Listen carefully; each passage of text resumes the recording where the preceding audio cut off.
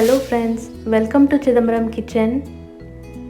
In channel பிடிச்சதுனா subscribe பண்ணுங்க, support பண்ணுங்க.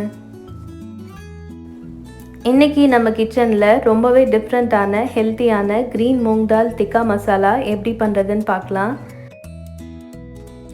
சப்பாத்தி ரோட்டிக்கெல்லாம் ஏத்த மாதிரி ரொம்பவே டேஸ்டியான சைட் டிஷ் இது.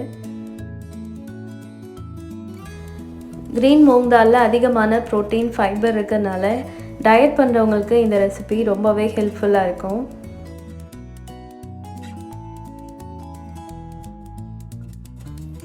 இப்போ எப்படி பண்றதுன்னு பார்க்கலாம்.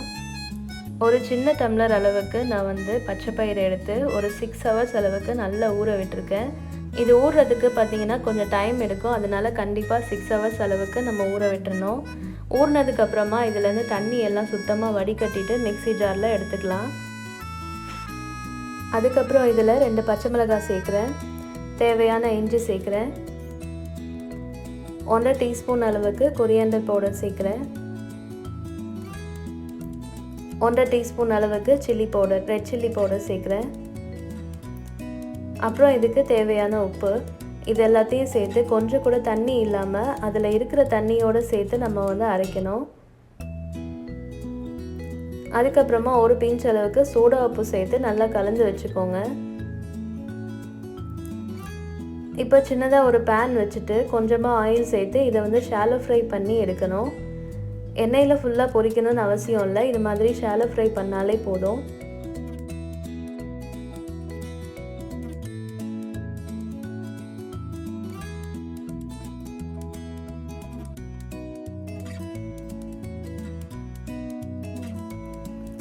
ரொம்ப ப்ரௌன் கலராக ஆகிற வரைக்கும் நம்ம குக் பண்ணணும் தேவையில்லை. இது சீக்கிரமாக குக் ஆகிடும். அதனால ஒரு 5 to 10 minutesக்குள்ளேயே நம்ம ஃப்ரை பண்ணி எடுத்துடலாம் எல்லாத்தையுமே.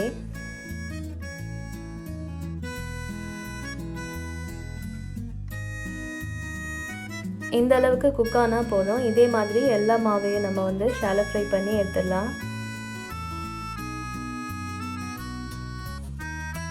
இப்போ எல்லாத்தையுமே ஷாலோ ஃப்ரை பண்ணி எடுத்து வச்சாச்சு. இப்போ கிரேவி பண்ண ஸ்டார்ட் பண்ணலாம். இப்போ ஒரு சாஸ்பேன் ஹீட் பண்ணிவிட்டு அதில் 3 டேபிள் ஸ்பூன் அளவுக்கு ஆயில் சேர்த்துக்கிறேன். அதில் 1 டீஸ்பூன் அளவுக்கு ஜீரகம், ஒரே ஒரு ஏலக்காய், 2 பீஸ் பட்டை, ஒரு பிரிஞ்சி இலை,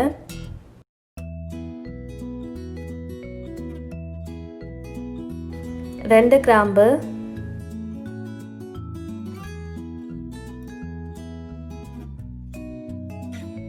1 டீஸ்பூன் அளவுக்கு மிளகு, 1 டீஸ்பூன் அளவுக்கு கசூரி மேத்தி. இது எல்லாத்தையும் போட்டு நல்லா பொரிய விட்டுடலாம். இது கூட ஒரு பச்சை மிளகாயும் சேர்த்துக்கலாம். அது கூட 1 டீஸ்பூன் அளவுக்கு ஜிஞ்சர் கார்லிக் பேஸ்ட் சேர்க்குறேன். 1 டீஸ்பூனுக்கு மேலேயும் சேர்க்க வேணாம், இல்லைன்னா ரொம்ப ஸ்மெல் ஜாஸ்தியாகிடும். அப்புறம் பார்த்திங்கன்னா இந்த ஆயிலே நம்ம எல்லா ஸ்பைசஸையும் சேர்க்கணும்.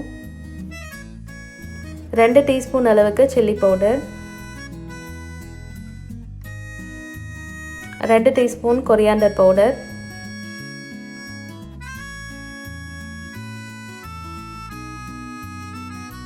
1 டீஸ்பூன் அளவுக்கு கரம் மசாலா,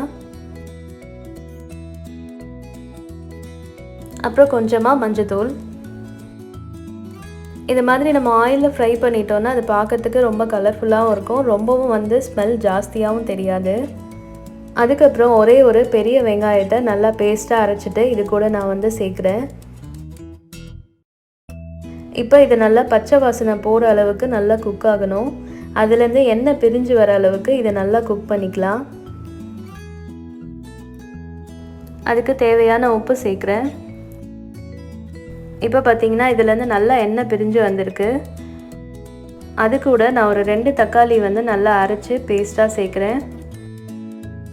இதையும் நல்லா பச்சை வாசனை போகிற அளவுக்கு நல்லா குக் பண்ணிடணும். இப்போ மூடி போட்டு ஒரு 10 minutes அளவுக்கு இதை நல்லா குக் பண்ணிடலாம். 10 minutesக்கு அப்புறம் பார்த்தீங்கன்னா இந்த ரா ஸ்மெல்லாம் இல்லாமல் கிரேவியோட ஸ்மெல் வர ஸ்டார்ட் ஆகும்.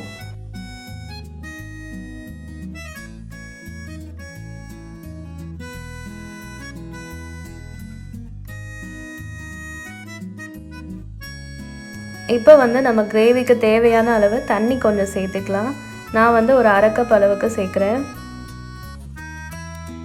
இப்போ தண்ணி சேர்த்து நல்லா கலந்து விட்டுட்டு இப்போ மூடி போட்டு ஒரு 5 மினிட்ஸ் அளவுக்கு நல்லா வேக விட்டுறணும்.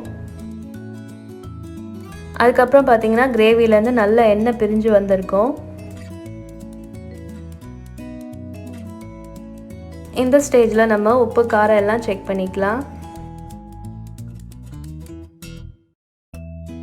இப்போ அதில் நம்ம ஷாலோ ஃப்ரை பண்ணி வச்ச மூங் தாலை வந்து சேர்க்கலாம்.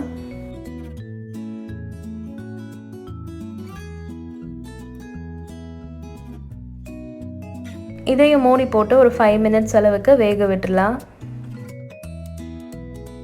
அதுக்கப்புறம் பார்த்திங்கன்னா நமக்கு சூப்பரான கிரேவி ரெடி ஆயிடுச்சு. அந்த மூங் தாலில் நல்ல கிரேவி எல்லாம் உள்ளே ஏறி நல்லா சாஃப்டாக நல்லா குக் ஆகிருக்கும். பார்த்திங்கன்னா எவ்வளோ கலர்ஃபுல்லாக சூப்பராக இருக்குது பார்க்குறதுக்கு.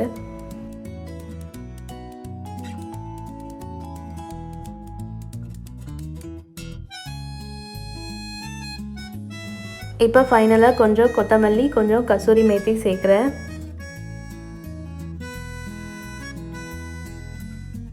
இப்போ சைடில் பார்த்திங்கன்னா சப்பாத்தியும் ரெடி ஆயிடுச்சு.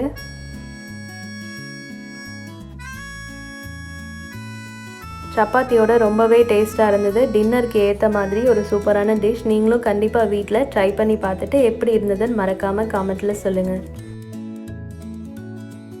தேங்க்ஸ் ஃபார் வாட்சிங். பாய்.